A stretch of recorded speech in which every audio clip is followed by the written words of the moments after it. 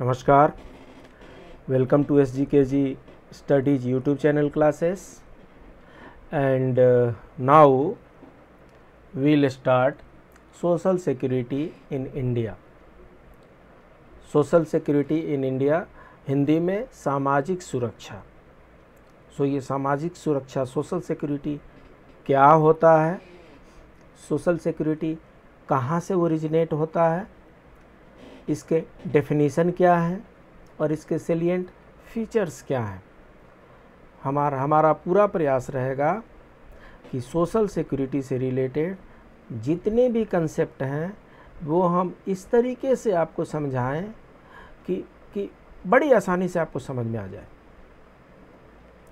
आइए जानते हैं सोशल सिक्योरिटी। साहब, हिसाब ऐसा है कि सोशल सिक्योरिटी जो है इसको समझने के लिए हमें नीड्स को समझना ज़रूरी पड़ेगा। सोशल सिक्योरिटी की ज़रूरत क्यों पड़ती है, ऐसा क्या ज़रूरत पड़ गया कि हमें सोशल सिक्योरिटी जानना पड़ गया। तो हमें नीड्स को जानना पड़ेगा और उसके साथ साथ सोशल नीड्स को भी जानने पड़ेंगे। तो जब हम नीड्स एंड सोशल नीड्स का कंसेप्ट माइंड में क्लियर कर लेंगे तो सोशल सिक्योरिटी समझना आसान हो जाएगा, चाहे वो सोशल सिक्योरिटी इंटरनेशनल लेवल पे हो और चाहे वो सोशल सिक्योरिटी इन इंडिया हो। तो इसके लिए सबसे पहले हमें नीड्स एंड सोशल नीड्स के बारे में जानना ज़रूरी है। जैसा कि आपको पता है, we all are human being and man is a social animal. Man is a social animal because of its needs. मनुष्य अकेला कहीं भी नहीं सरवाइव कर पाएगा। उसके नीड्स कुछ इस तरीके से हैं कि उसके नीड्स इंटरडिपेंडेंट हैं। जब मनुष्य बहुत छोटा होता है, शिशु होता है, तो शिशु पूर्णतः माता पर आश्रित होता है और जब माता पूरी की पूरी बूढ़ी हो जाती है तो अपने बच्चों पे आश्रित हो जाती है। तो ये जो नीड का साइकिल है बड़ी तेज़ी से बदलता रहता है। आज के डेट में जो नीडी है, हो सकता है कि कल वो हेल्प करने वाला निकल जाए, और जो आज के डेट में हेल्प करने वाला है हो सकता है कल उसको नीड की ज़रूरत पड़ जाए। तो इसलिए बीइंग ह्यूमन बीइंग, नीड्स से we are surrounded by needs only. हम सबसे पहले ये जानेंगे कि नीड्स होती क्या है। तो ऐसा कहा जाता है कि नीड इज ए फिजियोलॉजिकल और psychological requirement for well being of an organism. Physiological means शरीर से संबंधित, साइकोलॉजिकल मीन्स मन से संबंधित। ये जो मनुष्य है इसकी कुछ शारीरिक रिक्वायरमेंट भी है और कुछ साइकोलॉजिकल रिक्वायरमेंट भी है, और इन दोनों को कंबाइंड करके ही हम कहते हैं कि ये हमारी नीड है। हम बोलेंगे कि फूड हमारा नीड है, हम बोलेंगे सोशलाइजेशन हमारा नीड है। नीड क्या है? नीड इज ए फिजियोलॉजिकल और psychological requirement for the well being of an organism. किसी भी जीव विशेष के लिए शारीरिक आवश्यकताएं भी हैं और मानसिक आवश्यकताएं भी हैं, और शारीरिक और मानसिक जो ज़रूरतें हैं उन्हीं को हम नीड्स कहते हैं। A need is something that you cannot be okay without it. This can range from food and water to human contact and socialization. Need एक ऐसा एलिमेंट है जिसके बिना हम, अगर नीड कुछ है, जब तक वो सेटिस्फाई नहीं हो जाए, वी आर नॉट कंफर्टेबल। अगर हमें जल की ज़रूरत है, we need water, unless until we get water we are not comfortable, we are not okay. That is why need ranges from food and water. Food and water is physiological need, to human contact and socialization. कई बार हम अपने दोस्तों को ढूंढते ढूंढते एक जगह से दूसरे जगह पहुंच जाते हैं, सुबह से शाम लगा देते हैं। तो वो कौन सा रिक्वायरमेंट है? वो फिजियोलॉजिकल साइकोलॉजिकल नीड्स है। साइकोलॉजिकल नीड्स का अपना अलग इम्पोर्टेंस है, फिजियोलॉजिकल नीड्स का अपना अलग इम्पोर्टेंस है। फिजियोलॉजिकल नीड्स जो हैं they are at the top priority. Physiological needs has to be survived, has to be satisfied. And अगर फिजियोलॉजिकल नीड्स हायर प्रायोरिटी पे चला जाए तो मनुष्य कुछ भी करने के लिए तैयार हो जाता है। भूखा क्या नहीं करता। एक व्यक्ति को अगर भूख लगी है तो वो कुछ भी करने के लिए तैयार हो जाएगा। आपके कपड़े भी धो देगा, आपका झाड़ू पोछा भी कर देगा, अगर उसकी नीड वैसी है तो इसलिए अभी हम ये समझें कि नीड दो तरह की होती है, physiological needs and psychological needs. Physiological needs में फूड, वाटर, शेल्टर आ सकते हैं और साइकोलॉजिकल नीड्स में कंटेक्ट एंड सोशलाइजेशन आ सकते हैं। और जैसे ही कंटेक्ट एंड सोशलाइजेशन की बात आती है, सोशल नीड्स अपने आप एराइज हो जाता है। So basically are almost all needs are social needs. समाज ही है, इस समाज से ही हमारी आवश्यकताएं पूर्ति होती हैं। घर जो है समाज का एक छोटा अंश है, तो बहुत से आवश्यकताएं हमारी घर से पूर्ति हो जाती हैं। कुछ टोले, मोहल्ले, गांव से पूरे होते हैं, वो एक समाज का घर से बड़ा रूप हुआ। कुछ ब्लॉक, डिस्ट्रिक्ट वगैरह से पूरे हो जाते हैं, कुछ स्टेट से पूरे हो जाते हैं और कुछ सेंट्रल गवर्नमेंट से, नेशन वाइज पूरे होते हैं। तो ये सब समाज के ही अलग अलग फॉर्म हैं, स्मॉलर और बिगर फॉर्म है। इसलिए ये जितने हमारे नीड हैं, मोर और less they are social needs only. ठीक है जी। So our needs can also differ depending on the situation. Situation के अनुसार हमारा नीड चेंज होता है। In general we have needs such as food because without it we can not survive. However, if we are talking about relationship, communication can be a need, since without it, that relationship cannot survive. There is a range of meaning from when people say need, but it generally a need is a requirement due to it being essential in some way. So कहने का मतलब ये है कि चाहे वो food की requirement हो और चाहे रिलेशंस की रिक्वायरमेंट हो, अगर फूड नहीं मिलेगा तो वी कैन नॉट सर्वाइव। और अगर रिलेशंस में अगर बातचीत नहीं होगी, कम्युनिकेशन नहीं होगा, तो रिलेशन विल डाई। सो इसलिए दोनों जगह का नीड का जो नेचर है वो अलग है, और इसीलिए कहा जा रहा है कि need differs depending on the situation.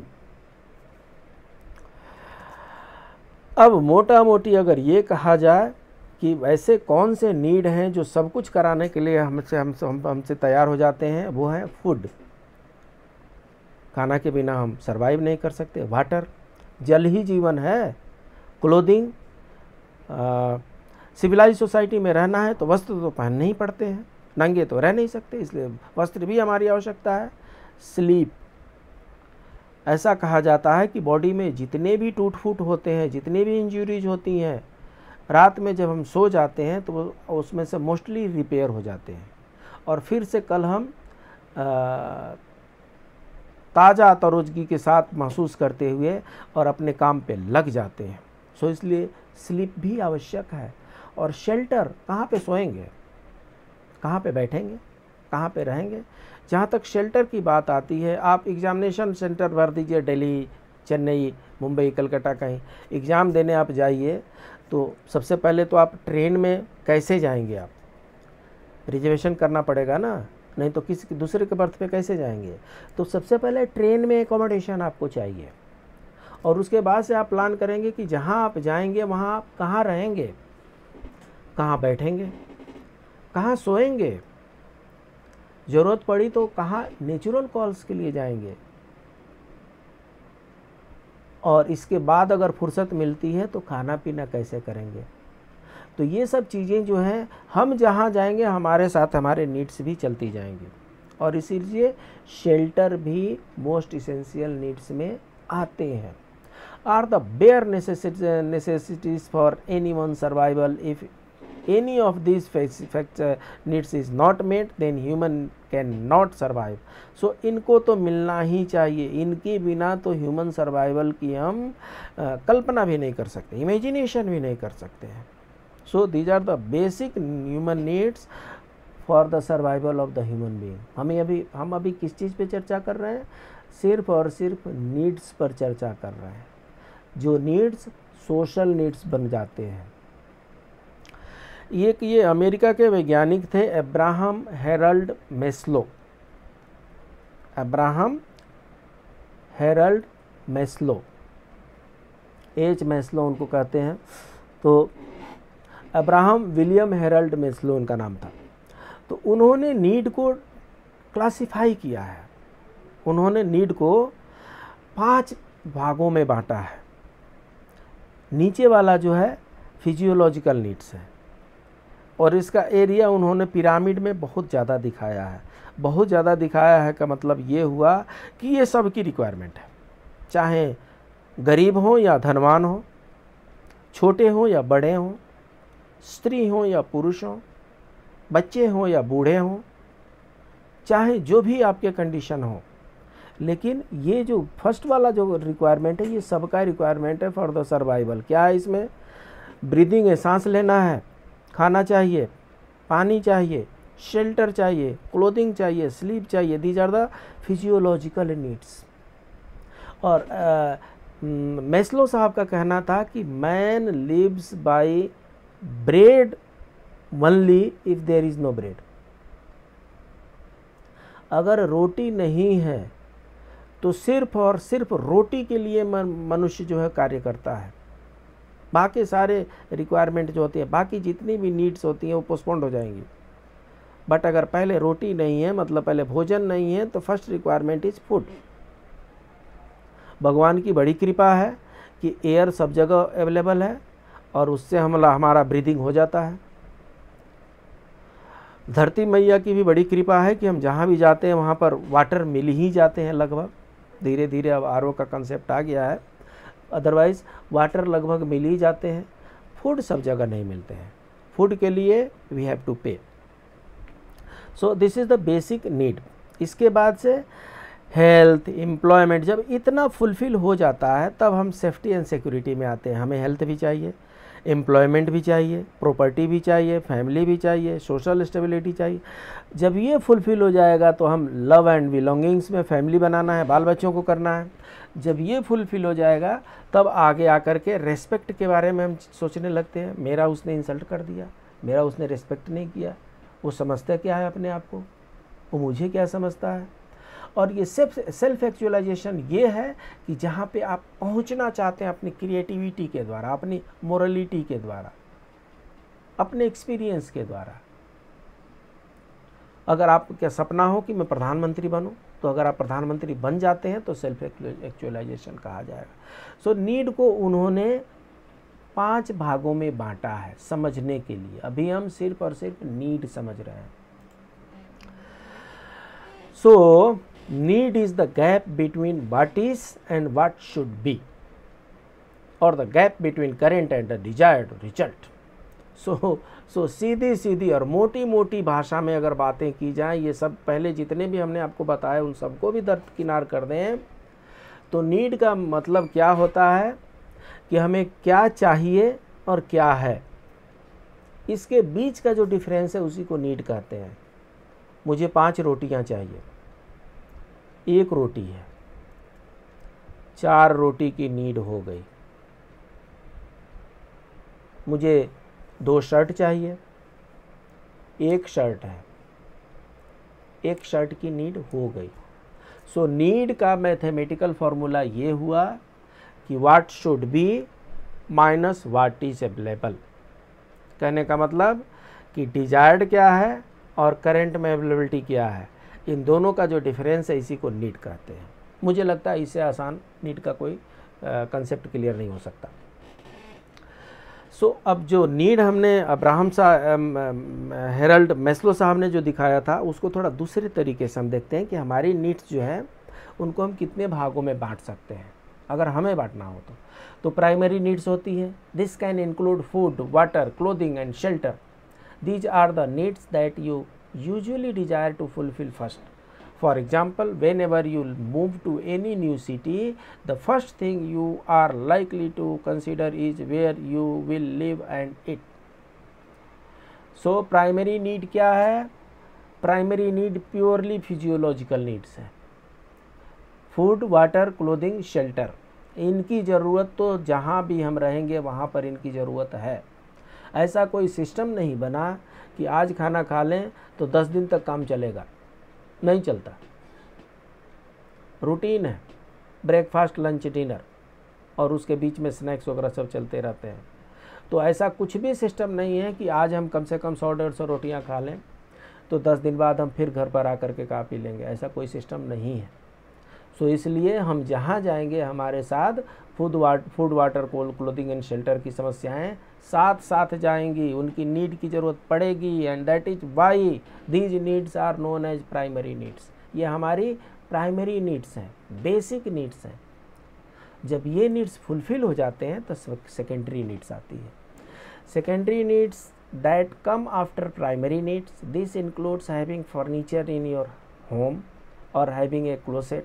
सो कहने का मतलब क्या है, after locating a new place to live as your primary need, you may then add more qualifiers as a secondary need. So कहने का मतलब क्या है कि प्राइमरी नीड में जैसे हमें फूड चाहिए तो चाहिए भाई. सेकेंडरी नीड में क्या है, नहीं फूड तो मुझे चाहिए ही, मुझे आलू पराठे चाहिए, मुझे छोले भटूरे चाहिए. प्राइमरी नीड ये है कि कोई भी आपको फूड चाहिए जिससे बॉडी सेटिस्फाई हो सके. सेकेंडरी नीड ये है कि हमें फूड तो मिल गया लेकिन मैं अब थोड़ा सा क्वालिटी उसमें देखूंगा कि कौन सा फूड चाहिए. वाटर तो मिल गया, मुझे आरओ वाला पीना है कि मिनरल वाला पीना है, ये मुझे क्वालिटी देखना है. कपड़े तो मिल गए, मुझे वो सिल्क वाला पहनना है क्या, ये हमें देखना है. शेल्टर तो मुझे मिल गया, वो आईटीसी होटल में रहना है क्या जहाँ पे 50,000 रुपया एक दिन का लगता है, 30,000 रुपया एक दिन का लगता है, स्टेटस के अनुसार होता है. सो कहने का मतलब ये है कि प्राइमरी नीड जब फुलफिल हो जाती है तब सेकेंडरी नीड की तरफ मनुष्य आगे बढ़ता है.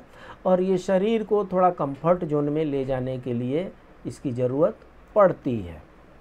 जो टर्शियरी नीड है that is third need, these needs are least essential needs. मतलब ये इनको ज़रूरत कम कहेंगे, इनको नीड कम कहेंगे और इनको वांट ज़्यादा कहेंगे. For instance this includes needing sports car. ऐसा है कि कहीं जाने के लिए मुझे कुछ कन्वेंस चाहिए, बस ट्रेन जो भी है उससे चल जाऊंगा, प्राइमरी नीड हो गया. सेकेंडरी नीड ये हो गया कि नहीं मैं आई कैन अफोर्ड कार, सो मैं कार से जाऊंगा. थर्ड नीड क्या होगा, छोटे मोटे कार से नहीं जाऊंगा, इनोवा से जाऊंगा. तो इस तरीके से किससे क्या होता है, नीड्स का जो है हायरार्की है, इसकी प्रायोरिटी है. अगर कुछ भी नहीं है तो प्रायोरिटी नीड से काम, प्राइमरी नीड से काम चलाना है. अगर कुछ है तो सेकेंडरी नीड से काम चलाएंगे. और अगर इससे भी ज़्यादा कैपेबल है तो टर्शियरी नीड्स हमारी एक्टिवेट हो जाती है. तो ये एग्जाम्पल्स ऑफ नीड्स हैं. अब जब हमने यहाँ पर बताया कि ये नीड्स कम है और ये वांट्स ज़्यादा है तो ये समझना ज़रूरी है कि नीड और वांट्स में डिफरेंस क्या है. Needs are essential while wants are non essential. So आप ध्यान देंगे ये जो फर्स्ट पार्ट में है ये इसेंशियल है. ये सेकेंड पार्ट वाला भी कई बार कंफर्ट जोन में लाने के लिए इसेंशियल की ज़रूरत पड़ जाती है. थर्ड वाला इसेंशियल नहीं है, ये लग्जरी है. सो इसीलिए needs are essential while wants are of non essential. We need food but you might want a cheese burger. So खाना तो हमें चाहिए, ये प्राइमरी नीड हो गई. थोड़ा सा अच्छा खाना चाहिए, सेकेंडरी नीड हो गई. नहीं मुझे तो चीज़ बर्गर ही चाहिए, ये वांट में आएगा. ये नीड का जो है नेक्स्ट वर्जन है, वांट है, ये लग्जरी में आ जाएगा. लेकिन है तो रिक्वायरमेंट तो है, तो इसीलिए इसको भी नीड में ही रखा जाता है. अब जो हमारी ह्यूमन नीड्स हैं अनंत हैं. जब तक इस धराधाम पर हम हैं, जीवित हैं, तब तक हमारी नीड्स हमारे साथ हैं. हम बचपन में हैं, हमें भूख लगती है, बड़े हो गए भूख लगती है, बूढ़े हो गए भूख लगती है। तो भोजन, वस्त्र और आवास की ज़रूरत तो बचपन से लेकर के बुढ़ापे तक हमें है। प्रश्न ये है कि हमारी जो वर्किंग कैपेसिटी होती है, क्या तीनों अवस्था में सेम होती है? जब हम शिशु होते हैं 0 डेज से लेकर के और 2 साल 3 साल तक, तो क्या हमारे पास कुछ प्रोडक्टिविटी एक्टिविटीज़ होती है? क्या हम अपने लिए कुछ अर्निंग कर सकते हैं? शायद नहीं होती है। जब हम बहुत बूढ़े हो जाएं, 80 साल 85 साल 90 साल के हो जाएं और शरीर को किसी तरीके से चलाना मुश्किल हो, वहाँ सब उस समय हम कुछ अर्न कर सकते हैं? नहीं कर सकते हैं। तो जितने समय में हम यंग रहते हैं वही हमारी कैपेसिटी है अर्न करने की। तो अर्न का जो है लिमिटेशन है, अर्निंग की लिमिटेशन है, बट नीड्स का लिमिटेशन नहीं है। नीड्स जो है, जिस दिन से हम जन्म लेते हैं और जब तक इस धराधाम पे हैं तब तक हमारी नीड्स हमारे साथ हैं। That is why it is told that human needs are of pervasive nature. So human capacity to work varies from situation to situation. जवान होते हुए भी कभी शरीर कमज़ोर होगा, कभी शरीर मजबूत होगा, कभी सर्दी जुकाम होगा, कभी फीवर हो जाएंगे, कभी बैक पेन हो सकते हैं, कभी चोट लग सकती है। तो जो कैपेसिटी टू वर्क है it will vary from situation to situation. अगर सब कुछ ठीक ठाक रहा तो बहुत अच्छी बात है, दारा सिंह बन के जिए, और नहीं तो शरीर में किसी न किसी प्रकार की इन्फॉर्मिटी आ गई, चाहे वो टेम्पोररी हो चाहे वो परमानेंट हो, तो उसके अनुसार human capacity to work varies from situation to situation. अब जब human capacity to work varies from situation to situation, so capacity to work varies but need is there. Whether you are working or you are not working, need of food is there. Whether you are health is okay or you are not, health is not good, need of food, water, shelter is there. Whether you are well or you are admitted in hospital, need of water, food and shelter is there. So need is always there, but productivity varies from situation to situation. और जब productivity very करती है, जैसे कुछ example है, retire हो गए, retirement के बाद से हम क्या कर सकते हैं? सिकनेस हो गए, बीमार के समय में कोई क्या करेगा?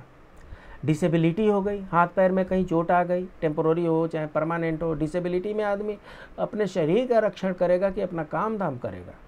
ओल्ड एज में कुछ हो ही नहीं पाता है, जो सर्वाइवर चोट वोट से लग करके जो बचे हुए उनसे कुछ होता नहीं है। उसके बाद से जब घर में जॉइंट फैमिली हो और चाहे न्यूक्लियर फैमिली हो, जो अर्निंग मेंबर हैं उनका डेथ हो जाए, घर में 5-7 आदमी हो और उसमें से एक अर्निंग पर्सन हो, अर्निंग पर्सन का डेथ हो जाए, तो उनके नीड्स कहाँ से फुलफिल होंगे? कोई माता है, बहन है और वो मैटरनिटी प्रोसेस में जाती हैं, उनको 2 महीना 4 महीना 5 महीना 6 महीना उनको कन्फाइन में रह के, घर में कन्फाइन रह करके अपने बच्चे का पालन पोषण करना है। तो इस समय इनकी नीड कैसे पूरी होगी? इनके भोजन वस्त्र आवास की व्यवस्था कैसे हो पाएगी? और कुछ लोगों को जॉब ही नहीं मिलते हैं, तो अनएम्प्लॉयड हो गए, उनका ध्यान कौन रखेगा? तो ये कुछ सिचुएशन है, रिटायरमेंट हो गए, सिकनेस हो गई, डिसेबिलिटी हो गई, ओल्ड एज हो गए, ये ऐसे सिचुएशन है जहाँ पर capacity to work becomes zero. Capacity to work becomes zero, but human basic needs still there. Sometimes it increases also, medicine cost will increase, variety of foods cost में increase. So क्या है, human capacity to work is affected adversely in certain situations, but human needs are there. So then how to meet these human needs with this varying situation? So here social security term comes into the picture. ठीक है जी। अब ऐसा है कि हम तो सामाजिक प्राणी हैं, मैंने सोशल एनिमल। और जब सामाजिक प्राणी है तो हिसाब यह है कि मैं किसी का देखभाल करूं, मेरा कोई देखभाल करे। जब मैं यंग हूं तो मैं बच्चों का ख्याल रखूं, अपने बूढ़ों का ख्याल रखूं, और जब मैं बूढ़ा होता हूं तो मेरे बच्चे मेरा ख्याल रखें। होता है ना। इसी को सामाजिक व्यवस्था कहते हैं। शरीर की सुरक्षा हो, भोजन की सुरक्षा हो, वस्त्र की सुरक्षा हो, आवास की सुरक्षा हो। सिक्योरिटी मीन्स क्या होता है? सुरक्षा ही होता है ना। तो सोशल सिक्योरिटी का मतलब सामाजिक सुरक्षा। घर में जो हमारे माता पिता, भाई बहन, दादा दादी, ये जितने लोग हैं, हमने पहले ही बताया फैमिली जो है एक न्यूक्लियर सोसाइटी है। तो उस न्यूक्लियर सोसाइटी में कुछ हमारी ड्यूटी बनती है, हम कुछ लोगों का देखभाल करते हैं, और जब हम ज़रूरतमंद होते हैं तो हमारा वो देखभाल करते हैं। और इस रेसिप्रोकल नीड फुलफिलमेंट प्रोसेस को ही सोशल सिक्योरिटी का नाम दिया गया है। आखिर किसी न किसी को तो ये करना ही पड़ेगा ना। पहले जॉइंट फैमिली हुआ करती थी, तो जॉइंट फैमिली हुआ करती थी तो एक दो आदमी के साथ कोई प्रॉब्लम हो जाता था, बाकी पूरे परिवार वाले मिलजुल करके उनका खर्चा उठाते थे, उनका लाइफ चलता था। धीरे धीरे जॉइंट फैमिली जो है वो न्यूक्लियर फैमिली में कन्वर्ट हो गई। अब न्यूक्लियर फैमिली में एक तो अर्निंग पर्सन है, और अगर वहीं गुजर जाए, उन्हीं के साथ कुछ इसमें से डिसेबिलिटी हो जाए, तो फिर घर का बाकी काम धाम कैसे चलेगा? तो इसलिए कोई न कोई ऐसा सोशल सिक्योरिटी सिस्टम होना चाहिए जो इस सिचुएशन में मनुष्य के काम आ सके। यहाँ जैसे नीड यहाँ पर आकर के रुकती है, यहाँ से सोशल सिक्योरिटी टर्मिनोलॉजी अराइज हो जाती है।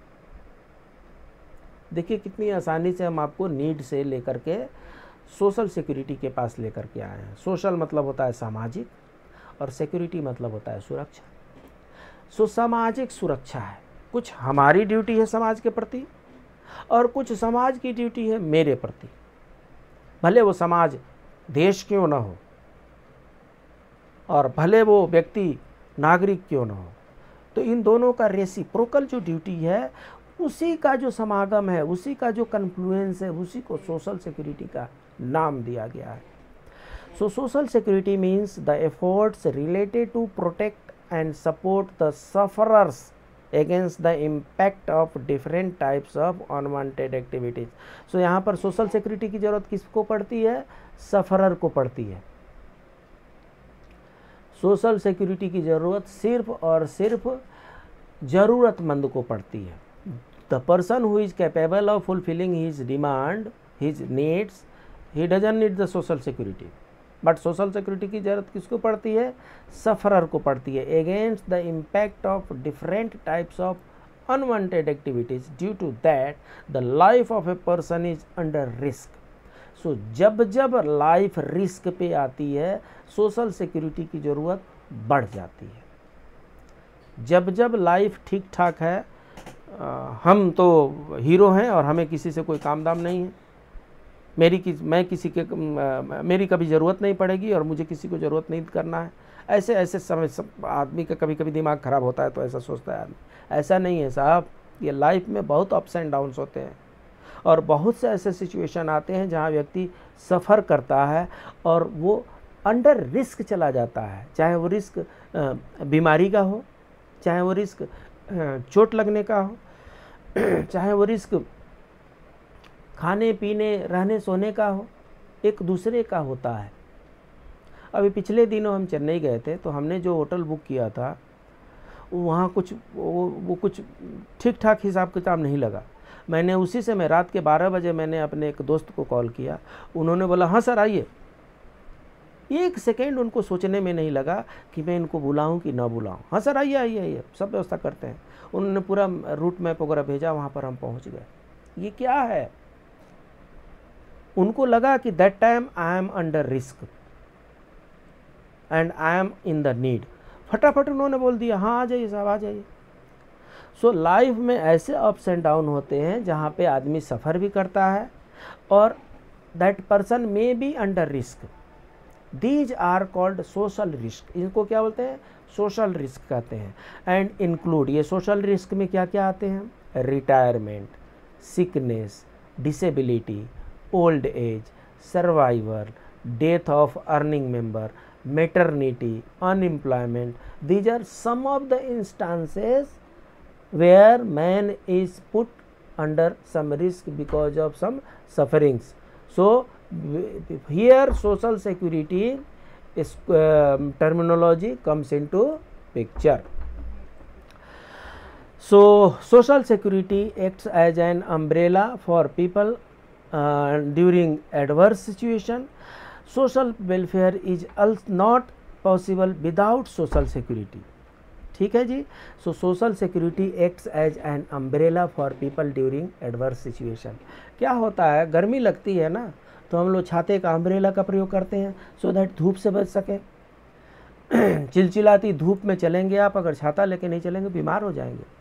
जब शावरिंग होती है, रेन होते हैं, तो रेन होते समय हमें छाते की ज़रूरत पड़ती है. कहने का मतलब कि उस समय लाइफ जो है, लाइफ इज एट रिस्क. तो जहाँ जहाँ भी लाइफ एट रिस्क है वहाँ पे हमें अम्ब्रेला की ज़रूरत पड़ती है. ये सोशल सिक्योरिटी है. This also serves as an umbrella for people during adverse situation. जब भी हम मुसीबत के समय में हों, हमें कोई ना कोई हेल्प करने वाला चाहिए, मददगार चाहिए, और उसी मददगार का नाम है यहाँ पर अम्ब्रेला नाम दिया गया है. So it's a social umbrella. Social welfare is not possible without social security. So अगर हमें समाज का कल्याण करना है, सामाजिक कल्याण का देखभाल करना है, तो हमें सोशल सिक्योरिटी का देखभाल करना पड़ेगा. It acts as a buffer against all odds in the time of need. So मनुष्य को कहा जाता है कि दोस्तों की पहचान सबसे ज़्यादा मुसीबत के समय में होती है. संबंधियों का पहचान सबसे ज़्यादा मुसीबत के समय में होती है. कुछ लोग मुसीबतें देख करके भाग जाते हैं, और कुछ लोग मुसीबतें देख करके उस आदमी को हेल्प करने के लिए आ जाते हैं. रोड पर चलते चलते अचानक हम देखते हैं कि किसी को चोट लग गई, एक छोटा मोटा एक्सीडेंट हो गया, हम दौड़ करके पहुंचते हैं उनको हेल्प करने के लिए. किसी ने बुलाया था, हमें नहीं बुलाया. ये हमारी ह्यूमन फीलिंग है, और उसी को हम सोसाइटी कहते हैं, because I am part of that society. So social welfare is not possible without social security. It acts as a buffer against all the odds in the time of need. It helps in lifting millions of people out of poverty and thus raises people's standard of living.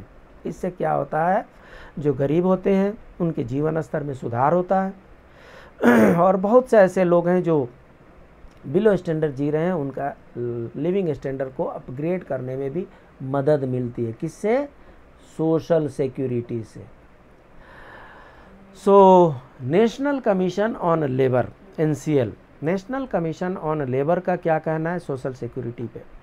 The concept of social security is based on ideas of human dignity and social justice.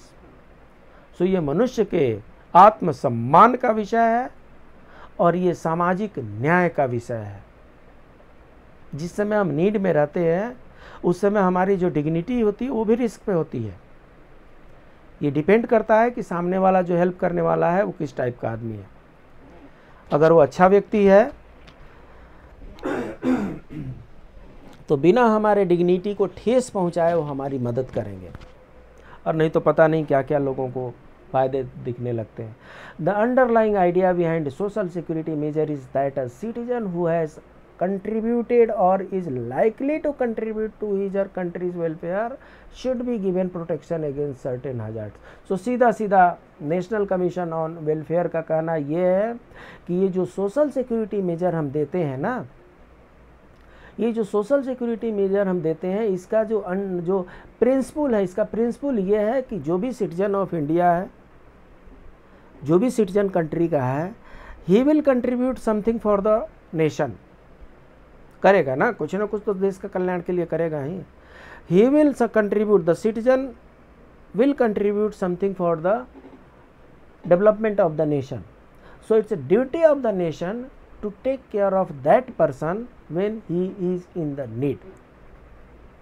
कहने का मतलब यह है कि जो देश के नागरिक हैं वो चाहे अपना जो कुछ भी कार्य करते हैं, ठीक ठाक से काम करते हैं, तो कहीं ना कहीं वो देश के डेवलपमेंट में वो अपना योगदान दे रहे हैं. तो जो देश के डेवलपमेंट में योगदान दे रहे हैं, जब उनकी ज़रूरत पड़ जाती है, जब वो रिस्क पे आ जाते हैं, जब वो सफ़रर हो जाते हैं, तो देश का भी कर्तव्य बनता है कि उस सफ़रर का हम देखभाल करें। और यही प्रिंसिपल है सोशल सिक्योरिटी का, ऐसा नेशनल कमीशन ऑन लेबर का कहना है। बहुत बड़ी बात इन्होंने कही है। Importance of social security. Social security acts as an umbrella for people during adverse situation. Social welfare is not possible without social security. It acts as a buffer, इसकी हम चर्चा कर चुके हैं। तो सोशल सिक्योरिटी क्या होती है? Any of the measures established by legislation. Legislation की बात कहाँ से आ गई?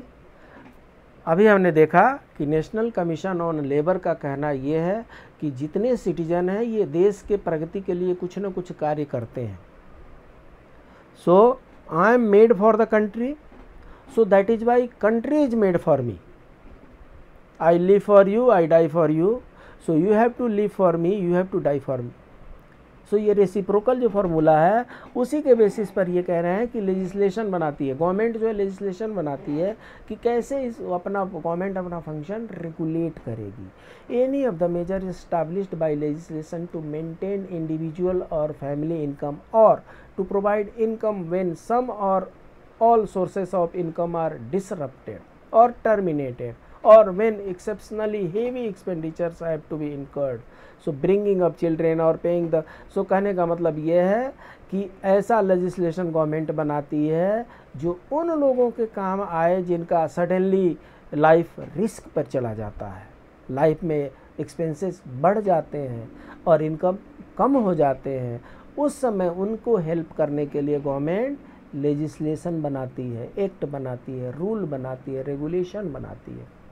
Social security may provide cash benefits to person faced with sickness and disability, unemployment, crop failure, loss of the material partner, maternity, responsibility for the care of the young children और retirement from the work। So ऐसे situation में government क्या करती है? Social security measure के रूप में कुछ कैश बेनिफिट देती है। कौन कौन से कैश बेनिफिट मिलती हैं, किस किस ओकेजन पे मिलती हैं, इनकी चर्चा हम करेंगे आने वाले क्लासेस में। सोशल सिक्योरिटी बेनिफिट्स में भी प्रोवाइडेड इन कैश और काइंड। सो सिर्फ कैश में ही प्रोवाइड नहीं किया जाता है, काइंड में भी प्रोवाइड किया जाता है। देश में राज्य सरकार के अपने हॉस्पिटल हैं, अपने स्कूल हैं, केंद्र सरकार के अपने हॉस्पिटल हैं, अपने स्कूल हैं। किसके लिए है? देश के नागरिकों के लिए है, जिनकी अफोर्डेबिलिटी बढ़ जाती है और जो जिनकी पेइंग कैपेसिटी रहती है वो प्राइवेट हॉस्पिटल में जाते हैं। नहीं तो गवर्नमेंट पूरा प्रयास करती है कि अपने सिटीजन्स के लिए कम से कम हेल्थ का तो ध्यान हम रखें ही। जब से कोरोना शुरू हुआ तब से central government free grain 5 KG कुछ अनाज वगैरह भी फ्री में बांट रहे हैं वो। सो खाना भी फ्री में बांटा जा रहा है, ये गवर्नमेंट कर रही है, एक्ट ला करके, रूल ला करके, रेगुलेशन लगा करके। सो ऐसे ऐसे सिचुएशन आते हैं जहाँ पे कहीं पे कैश भी पे करना पड़ता है और नहीं तो कहीं पे इन लिeu ऑफ कैश जो होता है मेडिकल नीड होता है, रिहेबिलिटेशन होता है, करोड़ों करोड़ों हाउस बना करके गरीब लोगों को गवर्नमेंट दे रही है। डोमेस्टिक हेल्प होता है, illness at home, legal aid होता है, फ्यूनरल एक्सपेंसेस होता है। ये सब चीज़ें जो है इन कैश भी हो सकती है और काइंड भी हो सकती है। It acts as a facilitator, it helps people to plan their own future through insurance and assistance. So social security की जब हम चर्चा विशेष रूप से करेंगे तो उसमें हम देखेंगे कि social security is divided into 2 parts, social insurance and social assistance. इसकी चर्चा आने वाले समय में हम करेंगे। सो सोशल सिक्योरिटी का मीनिंग क्या हो गया? The wage provided to the employees particularly of the lower level may not be sufficient to meet their needs like medical, children. जिनको 10,000 रुपये सैलरी मिलती है, अगर बीच में बीमार पड़ गई फैमिली तो वो कितना खर्चा कर पाएंगे मेडिकल के लिए? बच्चों की पढ़ाई लिखाई में कितना खर्चा कर पाएंगे? घर में अगर मैटरनिटी का सिचुएशन आ गया तो कैसे देखभाल कर पाएंगे? ऐसे ऑड सिचुएशन के लिए सोशल सिक्योरिटी मेजर्स को प्रोवाइड किया जाता है। Therefore government of various countries insist the employers to provide the security to their employees against the social evils.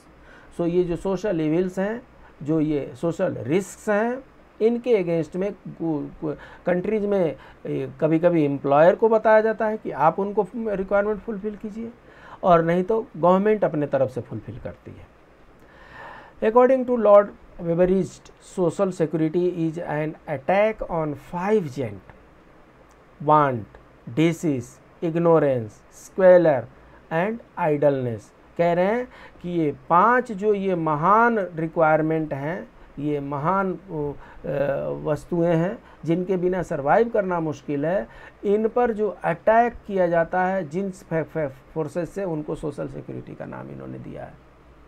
ठीक है, ये मॉरिस स्ट्रैक है। Social security is the programme of protection provided by social society against these contingency of life. So ये contingency of life से related है। हमने इससे पहले रिस्क ऑफ लाइफ हमने देखा, अभी हम कंटिजेंसीज ऑफ लाइफ आया है, such as sickness, unemployment, old age, industrial accident. ये सब सिचुएशन में सोशल सिक्योरिटी की ज़रूरत पड़ती है। The idea behind the concept of social security is that the state shall be responsible for protecting its citizens against certain contingencies of life. So साफ हिसाब ये है साहब कि सोशल सिक्योरिटी जो है ये स्टेट की रिस्पॉन्सिबिलिटी है।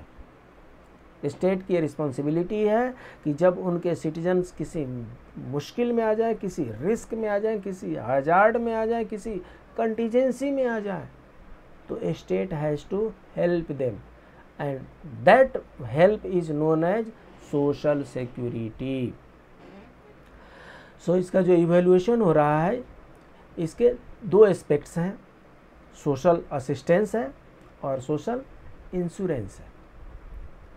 ILO defines special assistance as the service or scheme which provides benefit to persons of small means as of right in amount sufficient to meet minimum standard of the need and financed from taxation. Thus, social assistance is the obligation of the community or the government. So, क्या होता है, funeral expenses कहीं 5,000 रुपया, कहीं 15,000 रुपया पे किए जाते हैं, किसी इंश्योरेंस में नहीं आता, गवर्नमेंट फ्री ऑफ कॉस्ट इसको पे करती है।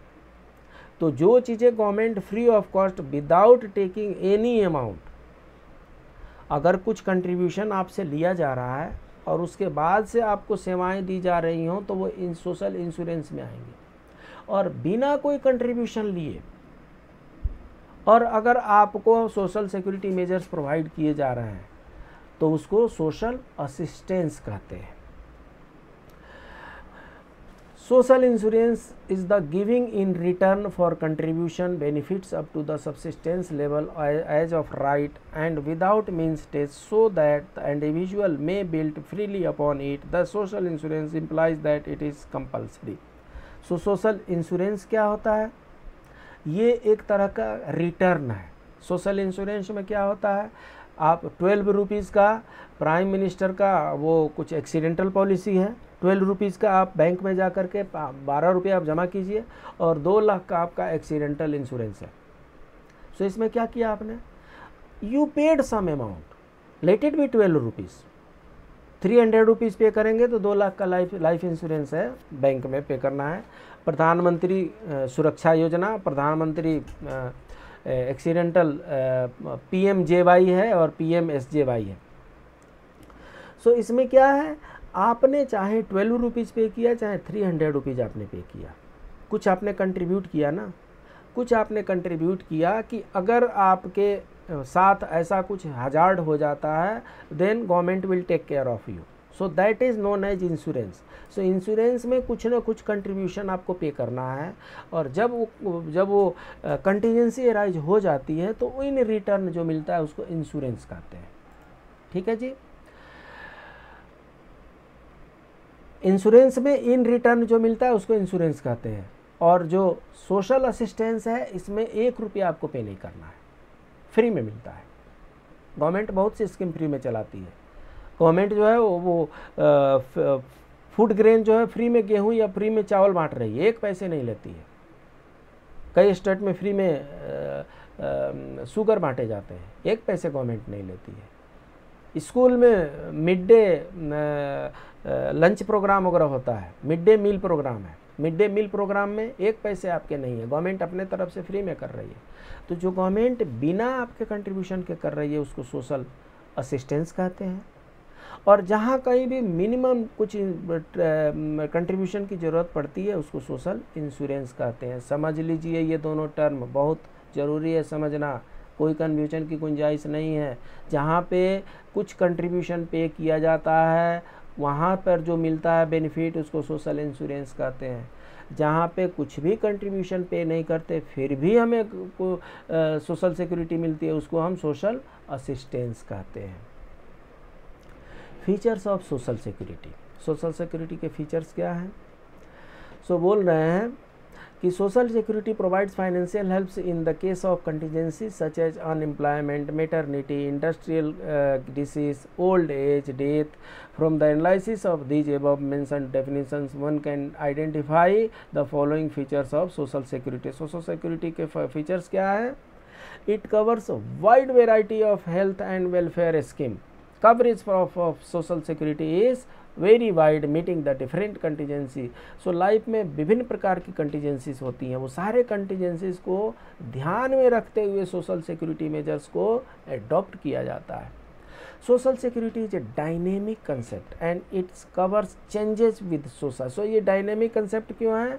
क्योंकि इसके जो कवरेज है वो सोसाइटी के अनुसार, इकोनॉमिक के अनुसार, पॉलिटिकल रिक्वायरमेंट के अनुसार, economic requirement of the country के अनुसार चेंज होते रहते हैं। कंट्री के पास ज़्यादा वेल्थ है तो वो ज़्यादा से ज़्यादा लोगों का देखभाल कर सकती है, कम वेल्थ है तो कुछ लोगों का देखभाल कर सकती है। तो इसलिए क्या है? एक डायनेमिक कंसेप्ट है। The modern social security scheme is the integration of its two important elements. वो दो इम्पोर्टेंट एलिमेंट्स क्या क्या हैं? हमने बताया सोशल इंश्योरेंस और सोशल असिस्टेंस, इन दोनों का मिला करके ही सोशल सिक्योरिटी बनता है। सो सोशल सिक्योरिटी के 2 पार्ट हो गए, social insurance and social assistance. Social security must provide protection against all the ordinary risk of life and as well as special risk of employment. So life में जो भी risk होता है उस risk के लिए, सपोर्ट के लिए सोशल सिक्योरिटी की ज़रूरत पड़ती है। All social security programme although differ from country to country but they aims at providing some form of cash payment to individual to replace at least a part of the lost income that over due to. So क्या होता है? कह रहे हैं कि country to country programme change हो सकते हैं, प्रोग्राम के नाम बदल सकते हैं, लेकिन मिला जुला कर के सोशल सिक्योरिटी में कुछ ऐसे कैश बेनिफिट दिए जाते हैं जो उनको मिलना चाहिए था लेकिन मिल नहीं पाया। फॉर एग्जांपल, वो अगर फैक्ट्री में काम करते तो उनको सैलरी मिलती, वो बीमार हो गए, फैक्ट्री में काम नहीं कर सकते, तो उनकी सैलरी को कुछ हद तक कंपेंसेट करने के लिए भी सोशल सिक्योरिटी की ज़रूरत पड़ती है। It provides financial helps in case of contingencies such as unemployment, maternity, injury, industrial disease, old age, widowhood and orphanhood। ये सब जो सिचुएशन है, इस सिचुएशन में भी फाइनेंशियल हेल्प दिया जाता है, सोशल सिक्योरिटी जिनको बोलते हैं। सो अभी तक आपने देखा कि इस लेसन में हमने सबसे पहले समझने की कोशिश की कि नीड क्या होता है। So need is a physiological और psychological requirement for the well being of an organism. उसके बाद हमने ये देखा कि नीड प्रैक्टिकली कैसे समझना है। तो हमें कुछ चाहिए और हमारे पास क्या है, इन दोनों के गैप को ही नीड कहते हैं। व्हाट शुड बी, ठीक है, मेरे पास 4 चारपाई चाहिए, मेरे पास 4 चेयर चाहिए। I should have 4 chairs, I have only 2 chairs, so I am in the need of 2 another chairs. So that deficiency is known as need. और क्या हमने देखा? Human capacity to work varies from situation to situation. बचपन में काम करने की capacity 0 हो सकती है, जवानी में काम करने की कैपेसिटी 100% हो सकती है, बुढ़ापे में काम करने की कैपेसिटी 0 हो सकती है। जिस जवानी में काम करने की कैपेसिटी होती है उस समय भी बीमार हो जाएं, चोट लग जाए, उस समय भी जो कैपेसिटी टू वर्क है वो फॉल कर जाता है। सो इसलिए human capacity to work varies from situation to situation. So इनको ध्यान में रखने के लिए इनका जो capacity to work varies, but need stands because need is pervasive. So उनको ध्यान में रखने के लिए सोशल सिक्योरिटी की ज़रूरत पड़ती है। The idea behind the concept of social security is that the state shall be responsible. So social security की जिम्मेदारी किसकी है? स्टेट की है, मतलब कंट्री की है। सोशल सिक्योरिटी की जिम्मेदारी सिटीजन को कोई रिस्क हो गया, कोई हजार्ड हो गया, कोई कंटीजेंसी अराइज हो गई, तो सिटीजन का देखभाल कौन करेगा? स्टेट करेगी, सरकार करेगी। अगर मनुष्य हेल्प करता है तो अच्छी बात है, समाज हेल्प करता है तो अच्छी बात है, अगर नहीं करता है तो सरकार करेगी।